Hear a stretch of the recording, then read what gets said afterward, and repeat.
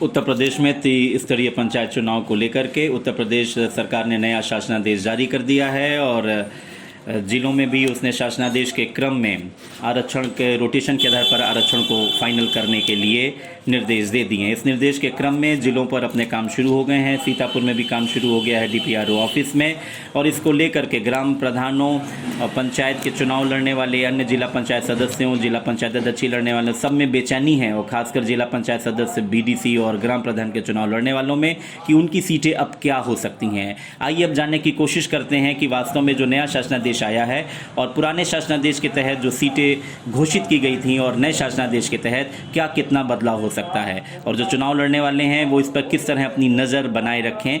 ये जानकारी लेने के लिए हमने पंचायत चुनाव के जानकार आशीष मिश्रा से बात की। आइए सुनते हैं वो क्या कहते हैं। पंचायत चुनाव को लेकर नया शासनादेश तो आ ही चुका है, सभी लोग जान रहे हैं, और ये शासनादेश जो हाईकोर्ट ने जो रिसेंट अभी ऑर्डर किया है, जजमेंट दिया है, जिसमें याचिकाकर्ताओं ने चुनौती दी थी उस शासनादेश को जो कि फरवरी 2021 में उत्तर प्रदेश सरकार ने जारी किया था, और जिसके तहत उन्होंने जिला पंचायत से लेकर के ग्राम पंचायत के पदों और स्थानों का आरक्षण और आवंटन किया था।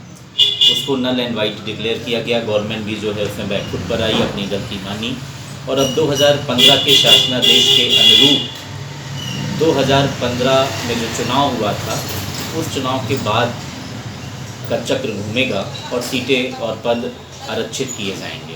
जैसा जिला पंचायत के अध्यक्षों का पूरे 75 जिलों का उत्तर प्रदेश में आरक्षण घोषित हो चुका है, उस आरक्षण में ये दावा किया जा रहा है सरकार की तरफ से कि उसने नए शासनादेश के तहत ये आरक्षण किया है। उसमें कुछ विसंगतियां हैं सामने, लेकिन अब नहीं लगता है कि क्योंकि इसमें कोई पहल आगे करेगा, क्योंकि सरकार ने जो अब गाइडलाइन कोर्ट के आदेश के माध्यम से तैयार की है, जो अपना रोड मैप तैयार किया है, उसमें अब किसी के पास कोर्ट में जाने और कुछ करने का मौका मुझे लगता है कि नहीं मिलेगा। अब जिला पंचायत के जो 75 सीटों का आरक्षण घोषित हुआ है उसमें 2015 के चक्रानुक्रम के आधार पर जो नया रोटेशन आया है उसमें केवल और केवल जनरल की सीटों में ही देखिए परिवर्तन आया है। 16 सीटें बदली हैं। जो सामान्य महिला पहले थी वो अब सामान्य हो गई, जो सामान्य थी वो महिला हो गई। आरक्षित किसी भी सीटों में बदलाव नहीं हुआ। इसका मतलब गवर्नमेंट एडमेंट है, गवर्नमेंट ने एक अपना फ्रेम कर लिया है माइंड कि हम किन सीटों पे क्या गणित चाहते हैं वो हम वही रखेंगे। बाद में देखा जाएगा, किसी को दिक्कत है तो इलेक्शन पिटीशन में जाए जो सालों चलती है। पहला तो ये लबो लुभाव जो वर्तमान में दिख रहा है। रही बात है अब जिला लेवल पे क्या होगा, जिला लेवल पे भी यही होगा कि अब किसी के पास कुछ, ये आखिरी मौका था जो हाई कोर्ट में वो लोग गए, अब किसी के पास कोर्ट में जाने का मौका नहीं है। जो रोड मैप है उस रोड मैप के हिसाब से शासनादेश कल आ गया। अब ग्राम प्रधानों की, बीडीसी मेंबर्स की, सबकी आरक्षण की लिस्ट तैयार हो रही है। आज रात तक तैयार हो जाएगी, कल से परसों तक चस्पा हो जाएगी। उसके बाद जब चस्पा होगी उसी समय से आपको आपत्ति प्रस्तुत करनी है। अलग से नहीं है कि पहले चस्पा हो के आप 2 दिन देखें। आपको उसी समय में 20 से 22 के बीच में आपत्ति है, 22 से 24 में आपत्ति सुनना है, फिर 25-26 में डीएम को अंतिम प्रकाशन करके शासन को दे देना है। शासन प्रकाशित कर देगा, नोटिफाइड कर देगा, 27 को अधिसूचना जारी हो जाएगी। और एक बार once election process is declared, उसके बाद किसी भी तरह का इंटरवेंशन कोर्ट का नहीं हो सकता। यानी अब जो जिला प्रशासन और शासन कर देगा अब वही फाइनल है, चाहे वो सही हो चाहे गलत हो। आपकी आपत्तियां भी निस्तारित करने के लिए आपके पास बहुत कम समय है। इसीलिए जो आप जानना चाहते हैं कि क्या करें जिला पंचायत सदस्य और ग्राम प्रधान या बीडीसी जिनकी सीटें, जिन्हें लगता है कि नए 2015 के चक्र, आप अपनी आपत्तियां पहले से तैयार रखें।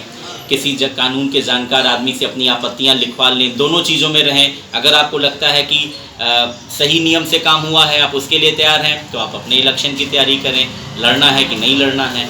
अगर आपको लगता है कि आपकी ये सीट होनी चाहिए थी चक्रानुक्रम के हिसाब से और ये प्रस्तावित में जो घोषित होने जा रहा नहीं है, तो आप अपनी आपत्ति पहले से तैयार रखें। 20 तारीख को आपकी चस्पा हो तो 20 तारीख की दोपहर में अगर सीट आपको लगता है कि नियमानुसार नहीं है तो आप अपनी आपत्ति दे दें। उस आपत्ति में आप अपना एक एफिडेविट भी दें। उस आपत्ति में आप इस चीज़ को क्लेम भी करें कि आपको सुनवाई का मौका दिया जाए।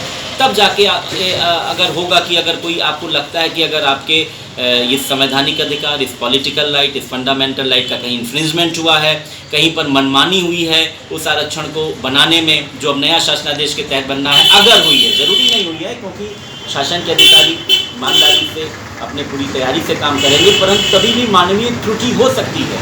तो उस त्रुटि को जानने की जिम्मेदारी जो चुनाव लड़ने वाले हैं या उनको लड़ाने वाले हैं उनके ऊपर है। तो अब आप पूरी नज़र रखिए कैसे लिस्ट चस्पा होती है, नियमानुसार अगर हुआ है, क्योंकि नियमानुसार अगर होगा तो 60 से 70% सीटें बदल जाएंगी जो अभी पूर्व में घोषित की गई थी, जो पुराने नियम से आया था। और अगर नहीं बदलती हैं तब तो आपके पास मौका है आपत्तियां करने का, बदलती हैं तो समझिए सब कुछ सही हुआ है। यही फिलहाल जानकारी है आपके लिए आरक्षण चुनाव को लेकर, चुनाव के आरक्षण को लेकर।